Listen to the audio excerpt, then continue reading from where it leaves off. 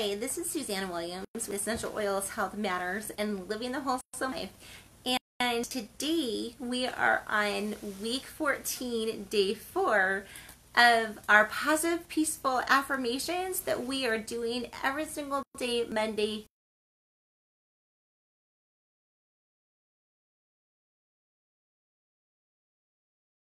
And in the morning, like what a great way for me to start my morning. I hope is thinking about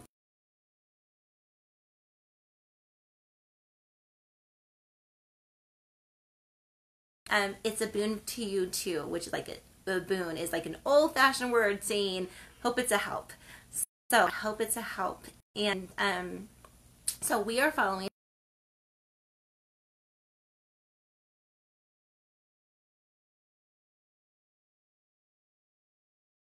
positive affirmations. If you love music, if you love essential oils, and who doesn't love all those? I mean, maybe there's some people, but like they're so amazingly easy to love. And so it would make a great Christmas gift for yourself. And yeah, I totally do believe in buying Christmas gifts for yourself. You might as well get yourself exactly what you want, right? And or for someone else, right? So it's an amazing book. It looks like this, and I think you're gonna love it. Anyway, so today, if you've been following us, you know that there's always a affirmation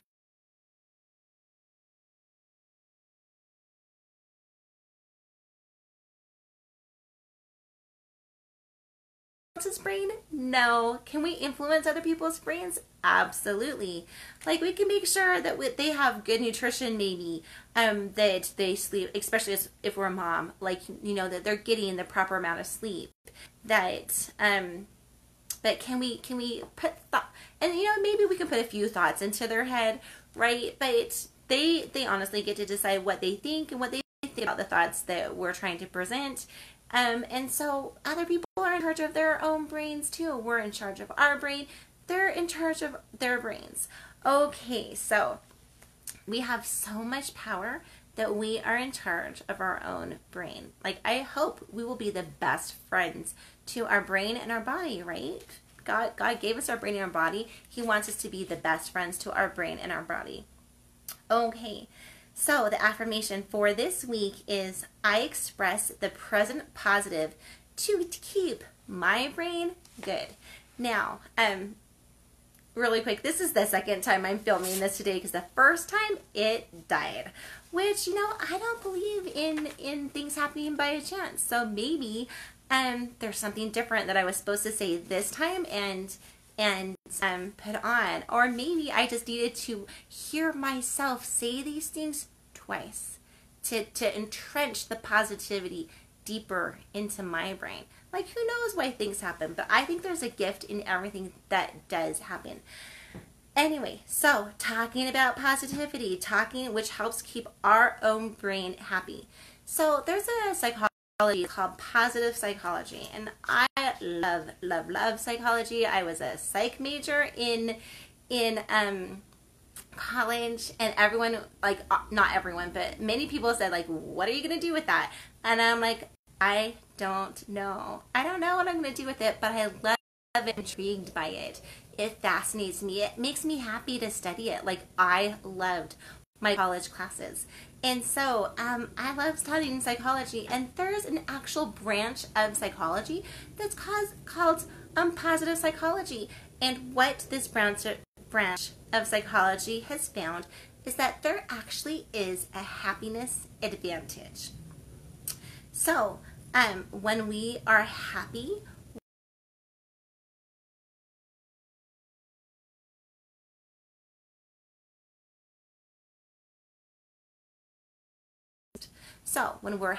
our intelligence rises. When we're happy, our creativity raises. Our energy level raises. So we become 31% more productive. I don't know how the experts measure that one, but in some research study, they found that when we're happy, we are 31% more productive. So just saying, if you are a manager of something, make sure your employees are happy. Like do what you can to help create a happy atmosphere. And they're going to be more productive, which means more money in the bottom line, right? Okay, so when doctors are happy, they are 19% better at diagnosing things. Anyway, and when salespeople are happy and think positive thoughts, they are 37% more productive. That's huge when it comes to sales. Like, I can take you from like a medium salesperson to one of the best. So, Justine, our thoughts matter. I almost want to say that like 10 times, but I won't. But like, our thoughts matter. Your thoughts make a difference. They do. Okay, so when it comes to positivity, what are some things that we can do? Like, okay, you're telling me to be positive, but how do I achieve that? Well, I have 5 things that you can do to help you and help me, and that I can do to help me be more positive. And the first thing is journaling. And first thing is 3 gratitudes. So, basically every single day writing 3 new things that you are grateful for. Now, in a whole year, you're ever going to repeat sometimes? Yeah, maybe you will, but maybe we'll just get super good at coming up with things that we're grateful for. Now, what the exercise of keeping a gratitude journal does, and I know that this is not a new concept for you, but what an exercise of keeping a gratitude does is it forces our mind, it trains our mind to be looking for the things that we're grateful all throughout the day, and trying to find new things that we're grateful for, right? And which is going to train our brain in positivity. Okay, so also journaling is something that can help your brain stay more positive. One, you can definitely get out all the bad things that are happening to you, right? And you can write those down and kind of get them out of your mind, let your mind just release them. Like, it could be super freeing and opening that way. But the other thing, here's one other thing that you can do. Okay, so when it comes to journaling, you can do this specific exercise. And that's just think of one positive thing that happened in the last hour. Like, I know that we all have different positive things that have happened in the last hour to us. I know it. I don't think there's an hour of the day that goes by, well, we don't have something good that comes into our life or that happens. I'm just going to bet on that one. So it also trains our brain to remember and think of the positive and enjoy. Just take the time to just bask in the positive thing that happened in the last hour, right? If we did a little bit more basking in the positive, I just think our world would be different. Okay. So, the third thing that you can do, and all of you guys are going to know this, but is to exercise. Exercise releases the dopamine in your brain, and it's called like the feel-good hormone. Is dopamine a hormone? I don't know. I'm not a doctor. I didn't go to med school, and that wasn't the thing that I really concentrated on it, but dopamine is some type of chemical in our body that helps us feel happy. Okay, and exercise can bring on the dopamine. So, feeling a little bit sad, my best guess, if you're feeling a little bit sad or blue or down, you're not going to feel like exercising. That's the very time that we need to get up, do, 2 minutes of jumping jacks, put on some music and pretend that you are Goldie Hawn, just dancing. And anyway, or whoever you think is like I'm a little bit more of an outrageous dancer. Let's be outrageous sometimes, right? Okay, so the fourth thing is kinda the opposite of exercising, and that's meditation. It's going from the high movement to the low movement. It's going to the concentration. Oh my goodness, when I mention meditation, I just want to shut my eyes and my mind automatically goes to the relax, right? Just the relax, the spa feeling, just that feeling of peace, right? meditation. It can do wonders. Even just like 2 minutes of meditation, you know, maybe do a little bit longer sometimes, or anyway, just meditation.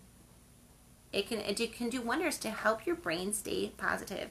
And then the fifth thing and the last thing is the random acts of kindness.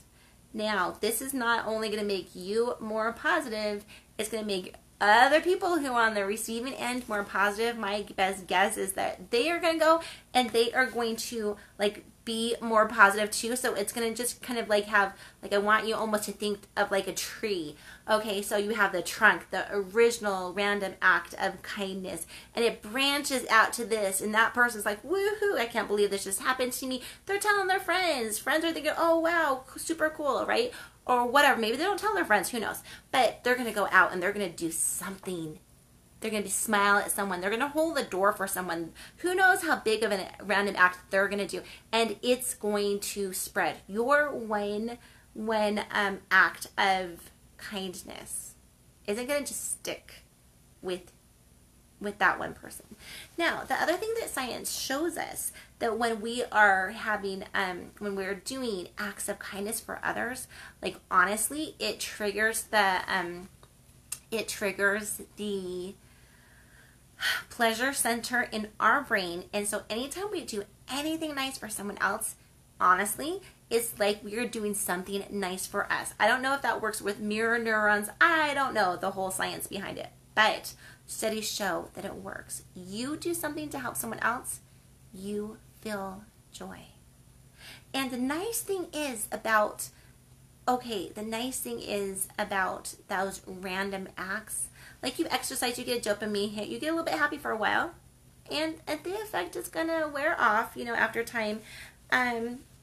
Meditation, the effect, yeah, it might wear off over time, but your random acts of kindness, they are gonna stick in your memory, and every single time you remember that random act of kindness, you're gonna get another pleasure, happiness boost. Okay? So I honestly think that maybe that's the best way to stay positive and happy, is doing things for other people. I don't know. What do you think? What do you think is the best way? Is there a best way? Maybe we need to do them all, and I'm guessing that, yeah, it'd probably be good to do them all. Okay, so as we're talking about positivity and happiness, they did a study, this positive psychology. They did a study on how do extremely happy people differ from other people. Well, this is what they found. They found that they weren't more religious, and they weren't in better shape, and they didn't have more money, so you can't buy into happiness, right? And they weren't better looking. And they didn't have more good events or less bad events. But what they found is that they found three things. Well, I guess one thing is broken into two ways. So they found that they were extremely social. Extremely happy people are extremely social, okay? And each of these extremely happy people had a romantic relationship going on in their lives, married or, you know, significant other, and they all had a rich array of friends. But what they were talking about is that type of happiness, the extreme type of happiness study that they did, it was like the Hollywood happiness, like the giggly type of happiness, like the good cheer happiness, okay? But the study went on to show that giggly happiness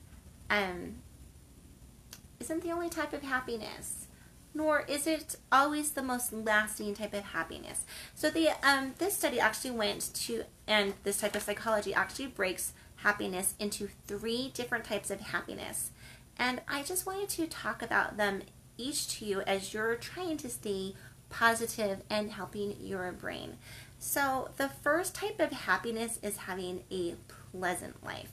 That's when you try to have as much pleasure as you can. I'm going to call it kind of like a hedonistic type of happiness, where everything in life is about pleasure? Is the eating cotton candy type of happiness, the eating your favorite flavor of ice cream, the just relaxing and vegging on the couch and watching your favorite movies? That's the type of happiness this is. And it is a type of happiness. But what they found is that that pleasant life, that pleasure type of happiness is super finite. It's super fleeting. Like when you're eating the ice cream, yeah, you're happy. When the ice cream is gone, not so much. And they also found that that type of happiness tends to be more happy at the beginning of the pleasurable things and less happy as those same pleasurable things go on. So you're always trying to get different pleasures. You're trying to pleasure yourself into happiness, and it just doesn't stick. Okay? But they were saying that if you're trying to be more happy that way, there are two different things that you can do. One is to savoring the moment, right? Just savoring the ice cream, savor, rocking your baby or whatever, right? Being super mindful. And those savoring and mindfulness goes into increasing joy of the moment type of things, okay? So then there's a second type of happiness, and they call it the good life, but I really want to call it the engaged life. And what it basically says, that type of happiness is when you're doing something and you're so kind of happy in what you're doing that you lose track of time, right? And that type of happiness could actually be longer. It's longer lasting. Let's say you're reading something and you lose track of time, or you are, I don't know, I lose track of time a lot. Time passes super fast when I'm working on family history. Like, woo, where did that time even go? Because I'm so happy and joyful in the moment, okay? And so, anyway, so one thing that you can do with that too, and it's less fleeting than the just pleasure type of happiness. It's more long lasting. So what you can do with that is find out what your strengths are, and do them, and find out what your interests are, and do them. Like joy, like start doing what brings you that joy and makes the time pass super fast for you. Okay, so if you want to increase your happiness for that type of the engaged life, that's what you do. Now they came up with a third type of happiness, and that is the meaningful life. And this is the actual most long-lasting type of happiness. And it's when, and they kind of talked about it, and it's when you're using your best strengths to help some greater cause than just you. And again, it just brings back the joy. It's the happiness that you feel when you do it. Then when you're going to bed, you're like, oh, that was a good day. I made it a good day because I helped something greater than just me. And they found that that's the most lasting type of happiness. So, talking about happinesses, let me just see. I think that's kind of all that I wanted to say on being happy. So, I guess really, really quick, not really, okay, there's two other things that I wanted to say on being happy, and that is when we are happy, we see more of what's happening on. We take in more of what's happening around us. We are more open to other people. We are more open to ideas. We are more open for information. So if you are trying to create a learning environment, right, you want to try to create a happy environment too. The learning is going to stick better. When we are more happy, we form more connections with other people. We learn more. We are more flexible, and we can adapt more easily to change when we're happy. So being happy for yourself doesn't just make you happy. It helps make other people in your environment happy. Okay. So one of the things that they found too, when it comes to happiness, that so much of happiness seems to be tied to, and positivity tends to be tied to making goals and reaching them. But it's not your happiness isn't tied to whether your goal was big or little, which is why so many people say you want to have a good life, start by making your bed, because you have an instant success, right? Start by brushing your teeth, start by doing something start by praying, start by doing something that's an instant success. Your goals helps you be happy, whether the goals are big or little. And it's not even just the achieving the goals, it's seeing your progression to them. They did a study on workplace happiness and fulfillment, and what they found was that the more during your day you can see that you had progress, the better of a day most people feel. So so I want to talk about this just super quick. And I think when you're a homemaker, that sometimes it's hard to see progress, right? Because so many of what we do it happens over and over again, right? So dishes get dirty, we do the dishes. Rooms get dirty, we clean the rooms. Rooms get dirty again, we do the dishes. Dishes get dirty again, right? And we do the laundry. Clothes get dirty again, right? And so sometimes it's hard to see progress as a homemaker.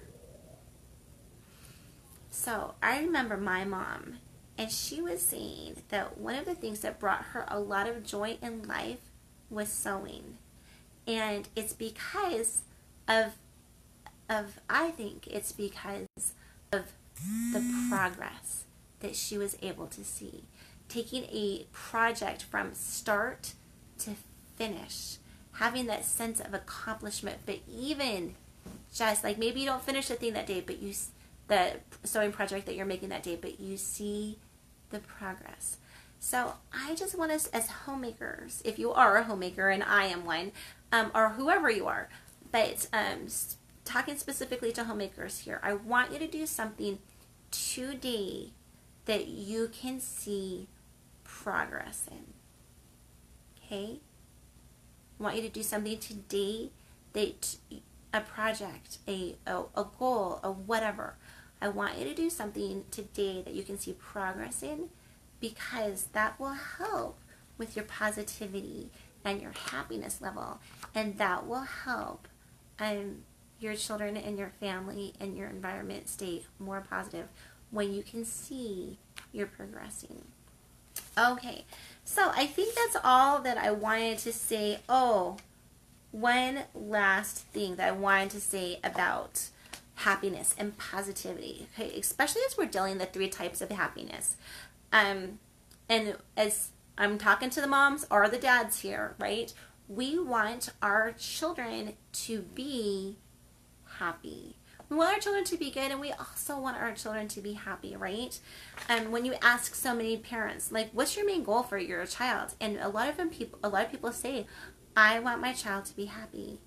Okay, so I want us to think about this as we're thinking about the 3 types of happiness, how the pleasure happiness is so fleeting, and how the doing good for others is so long lasting. So as we're going into Christmas and we're thinking about, or even as we're trying to help plan our children's lives, and help to enrich our children's lives, help to make them happier, I want us just to think about this concept for a minute. Maybe it's not the toy, well, it definitely isn't, but let's think about, maybe it's not the toys that we buy our children that make them happy. That toy's going to make them happy for a moment, right? And yeah, do toys have a place in children's lives? Absolutely. I'm a big believer. Believe me, by my toy closet, I'm a big believer. But that happiness is fleeting. Whereas maybe as parents, as we're thinking about, oh, what sport should I put my child into to help them be happy and whatever, or what talent or what do I want to encourage with my child to help them be happy. Maybe we should think about what humanitarian service do I want to incorporate into my child's life to help them be happy, to help them know that they have this happy spot that they can go to when, maybe when they're feeling sad. Helping other people makes people happy, and that type of happiness is long lasting. I'm reminded of the first, when Jesus was asked, what are the first and great commandments? He said, love God and love other people are the first 2 great commandments. Now, I happen to believe that keeping the commandments is the way and the road to happiness, right? And to me, psychology bears this out, that when we love other people, it's one of the greatest ways. Love other people and help other people. It's one of the greatest ways to lasting happiness. Okay? God, He's smart. He loves us. He cares for us. He gives us those commandments to keep us happy.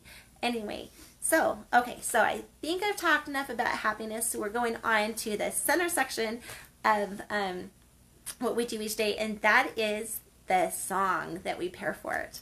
Okay, and the song that I paired for it last, being happy and being positive, was the Ac-cent-chu-ate the Positive. I really think it's a super great song to keep pairing with expressing your present positivity, right? Because as we are accentuating the positive, the positive in ourselves, and as we're accentuating the positive in other people, oh my gracious, it's going to raise our happiness level, help us be more positive all over.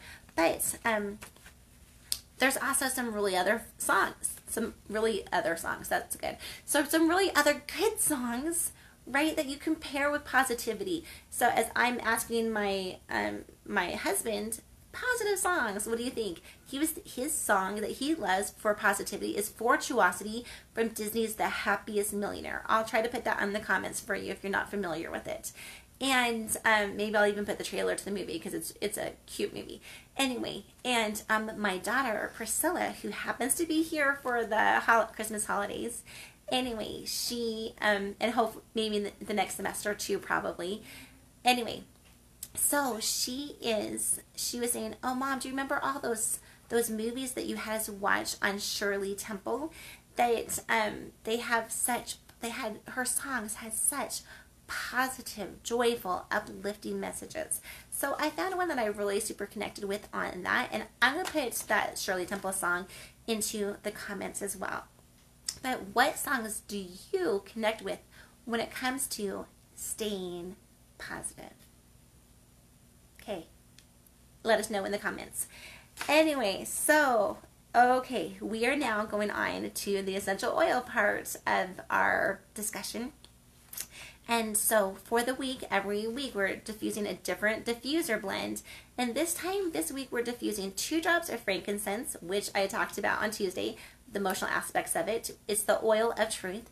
2 drops of marjoram, which is the oil of connection. I talked about it just yesterday. If you missed it, you're going to want to go back and see it. It's an amazing oil. And 2 drops of lemon, which is the oil of focus. So it's Thursday. Today we are talking about the emotional aspects of this 3rd oil, which is lemon this week.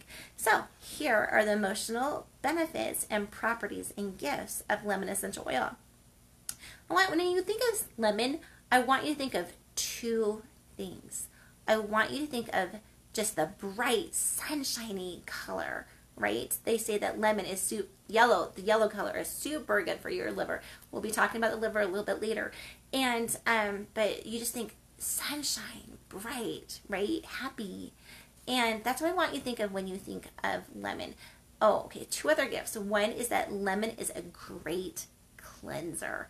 We're going to be talking about that later too. Great cleanser of emotional baggage. I'm just going to call it emotional baggage that you need to get rid of. And then lemon focuses. it just wakes you up and it adds to your focus. So I'm going to be delving a little bit deeper in each of those. So lemon. The first thing I want to talk to you about lemon is mentioning Chinese medicine, which I love. Okay, so lemon is bitter, right? Have you ever heard that song? Lemon tree, very bitter, but the lemon flower is sweet. Anyway, so the song kind of goes on. But so in so much of medicine, like cures, and bitter is almost always going to get out the bitterness, the bitter feelings that we have in our lives, in our psyche, whatever you want to call it, in our souls. And so lemon essential oil is actually a super good cleanse of the liver. And liver in Chinese medicine is where they think that we store feelings of anger. Anger is one of those things that none of us ever want to admit, that we ever get angry, right? Or that we ever have angry feelings, right?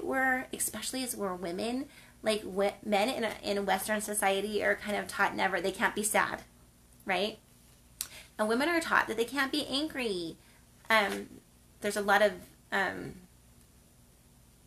don't know, guilting of women, shaming of women if women are angry, and shaming of men if men are sad. But everyone gets sad and everyone gets angry, and it's not sex or gender dominant. Okay? So it's alright to get sad if you're a man, and if you're a woman, it's alright to get angry. You're going to get angry. And we don't need to deny that part of ourselves, okay? It helps us when we recognize our anger. We can process through our anger better. Anyway, so going back, lemon is a super good cleanse of the liver, which is where Chinese medicine thinks that we store our angry feelings.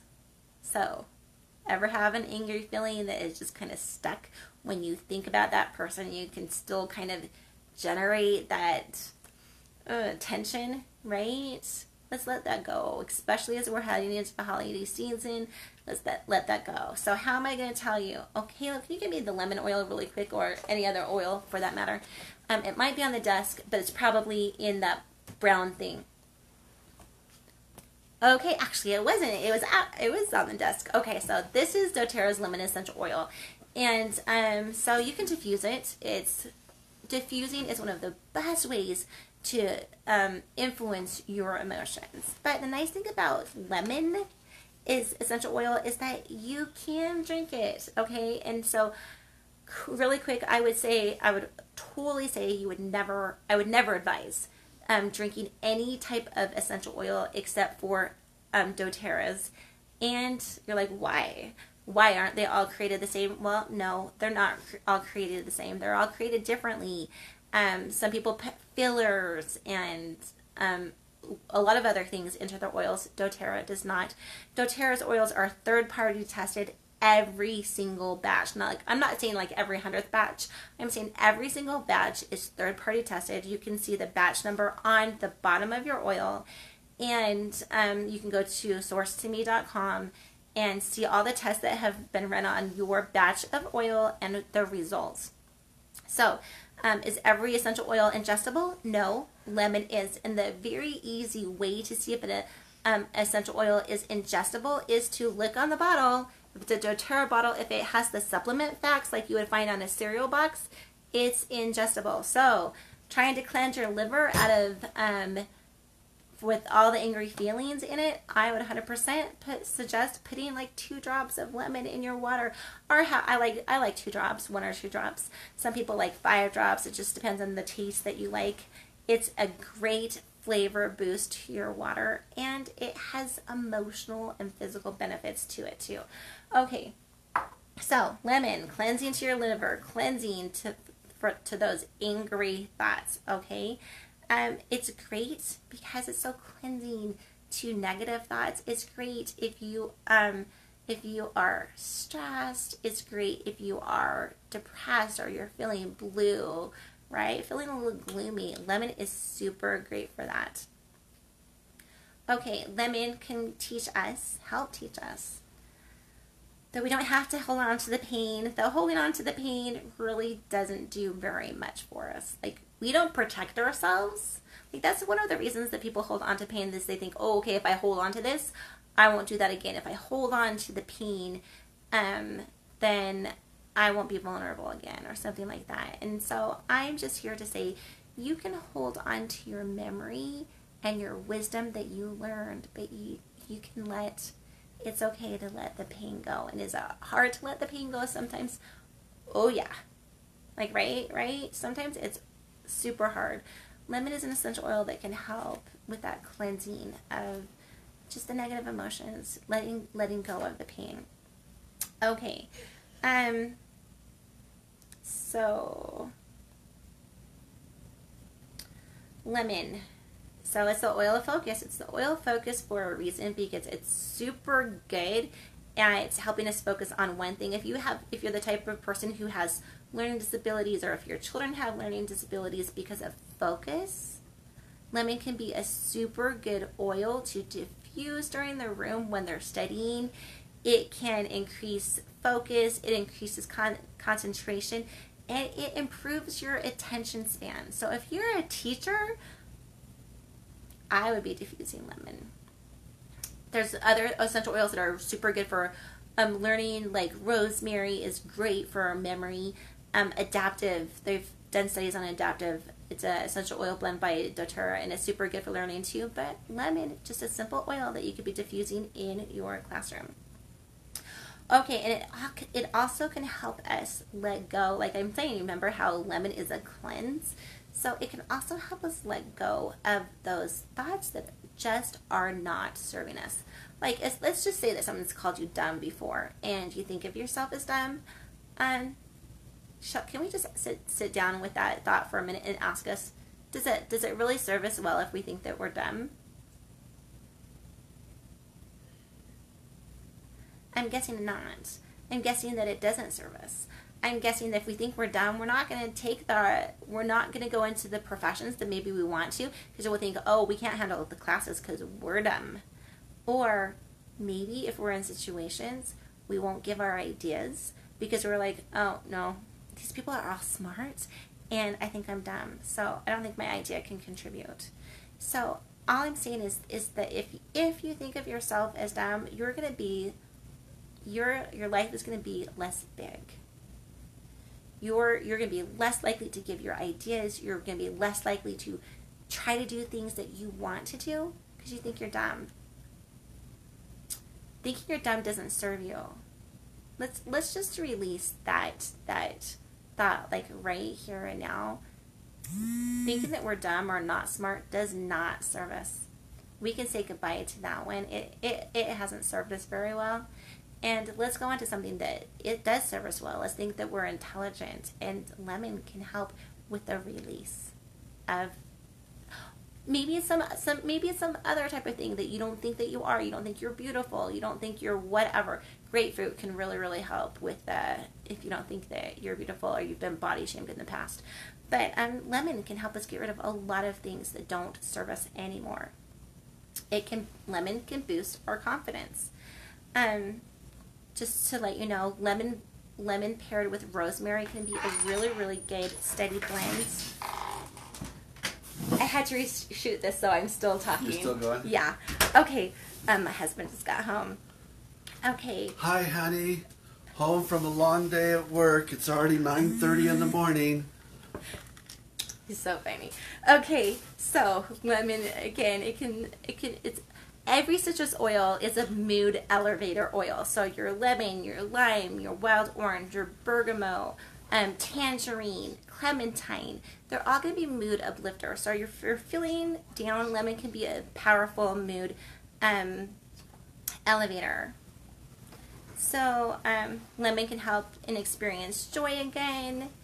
Lemon can help you remember how awesome you are and to let your light shine forward. So lemon because it's such a powerful mood uplifter, and it has a little bit of a playfulness to us, right? Like think lemonade. If you're the type of person who doesn't like to play, and it's time to play, your children want to play, and we need to play with our children, right? Maybe put a little lemon in your diffuser to help you regain some more playful feelings in that. And just wanted to say that one of my favorite blends is 10 drops of balance and 10 drops of lemon in like a 10 ml bottle, roller bottle, and filling the rest with fractionated coconut oil. Putting that on your heart area, putting that on your feet, just smelling that, or maybe even just putting that in your diffuser is super, super good too. Okay, so I think that's all. Oh, really quick. Really quick. The emotional things, the negative emotional things that lemon can help with is feeling confused, having an inability to focus, feeling mentally fatigued. Lemon is just like a boost, an energizing boost. Feeling a lack of joy or energy, having learning issues, feeling guilty, or feeling disengaged, right? If you're feeling guilty, I'm just going to say, do what you need to do to repent. Like if you're feeling guilty, do what you need to do to repent.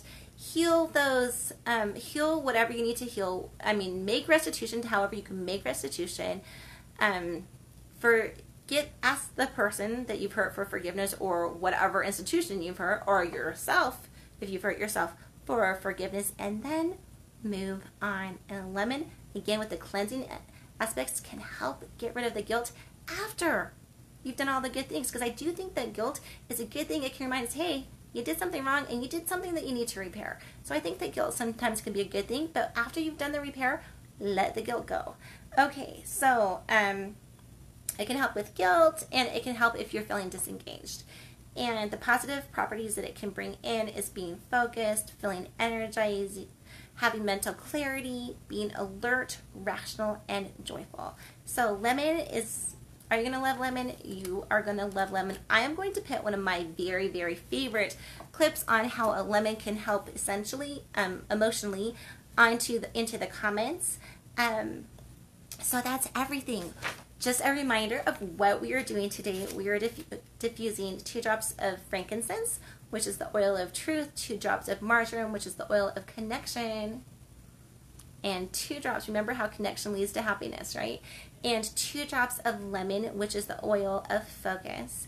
And we are playing whatever song we're connected to to help us stay a little bit more positive.